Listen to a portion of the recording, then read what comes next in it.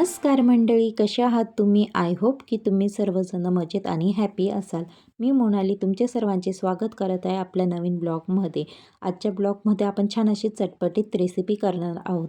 सगळ्यात पहिले 2 ग्लास मी पाणी घेतलं होतं, गरम करायला ठेवलं होतं. त्याच्यामध्ये जिरं, ओवा, बडीशोप, चिली फ्लेक्स आणि तुम्हाला हवं असेल तर तुम्ही कांदा, शिमला मिरची, टमॅटो हे सुद्धा टाकू शकता.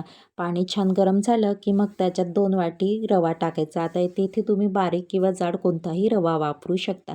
तो छान 1 मिनटं शिजू द्यायचा. त्याच्यानंतर गॅस बंद करायचा आणि 5 मिनटं वाफेवर तो छान वाफू द्यायचा. येथे ना माझ्याकडनं तो शूट करायचा स्किप झाला आहे.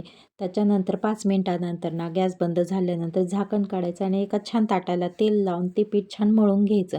आता पीठ गरम असतं त्याच्यामुळे हात भाजण्याची शक्यता असते. त्याच्यामुळे तेल लावून काळजीपूर्वक ते मळायचं आणि जर पॉसिबल नसेल तसं करणं तर एक छान वाटी घ्यायची, तिला छान तेल लावायचं आणि त्या वाटीने स्मॅश करून छान मळून घ्यायचं. आता पीठ गार झालेलंच असतं आपलं ऑलमोस्ट, किंवा नसेल झालं तर गार होऊ द्या.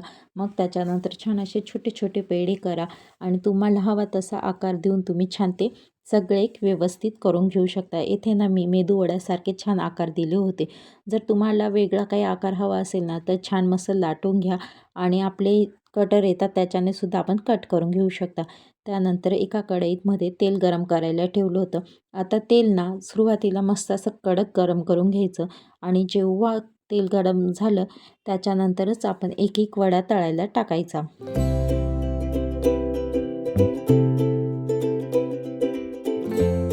आता इथं अशा प्रकारे माझे हे सगळे वडे तयार करून झालेले होते आणि तेलसुद्धा गरम झालेलं होतं. पण ते पहिल्यांदा टाकताना थोडी काळजी घ्यावी. तेल गरम असेल तरच वडे टाकायचे, जेणेकरून ते जास्त तेल पीत नाही. आता इथे ना छान एक एक वडा मी टाकायला सुरुवात केली होती. स्टार्टिंगची पहिली बॅच असते ना ती जास्त वडे न टाकता जेवढे आपले पॉसिबल होतील तेवढेच वडे टाकून छान ते तळून घ्यायचे.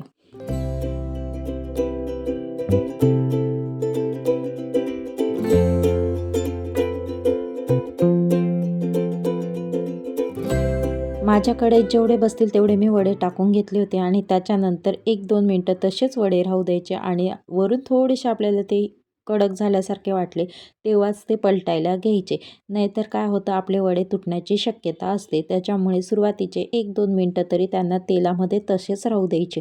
जेव्हा ते थोडे कडक व्हायला लागले त्यावेळेसच ते पलटायला घ्यायचे आणि जसं त्यांना गोल्डन कलर येतो तसे आपले वडे छान तळून होतात. आणि खास करून ते मध्यम आचेवरच तळायला घ्या, जेणेकरून आतूनसुद्धा ते छान असे शिजतात आणि गोल्डन कलर आला की आपले वडे हे तयार झाले आहेत. आता ही रेसिपी ना उन्हाळ्यात खायला इतकी छान लागते.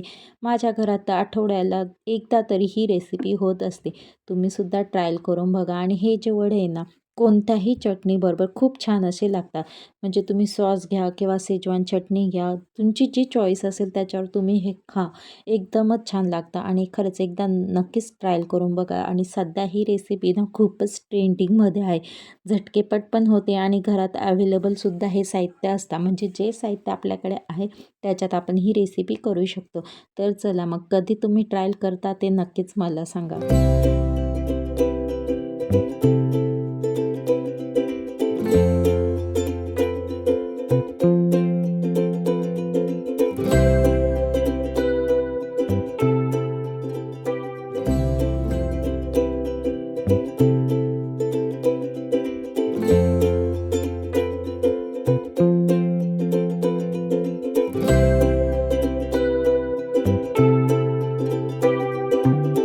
15-20 मिनिटात हा आपला स्नॅक रेडी होतो आणि झटकेपट रेसिपी असल्यामुळे करायला सुद्धा अजिबात कंटाळा येत नाही. जेवढी झटकेपट होते तेवढीच खायला सुद्धा टेस्टी असते. त्यामुळे मुलं आवडीने आवर्जून खातात. तुमच्या पण घरात लहान मुलं असेल तर नक्कीच ट्रायल करा.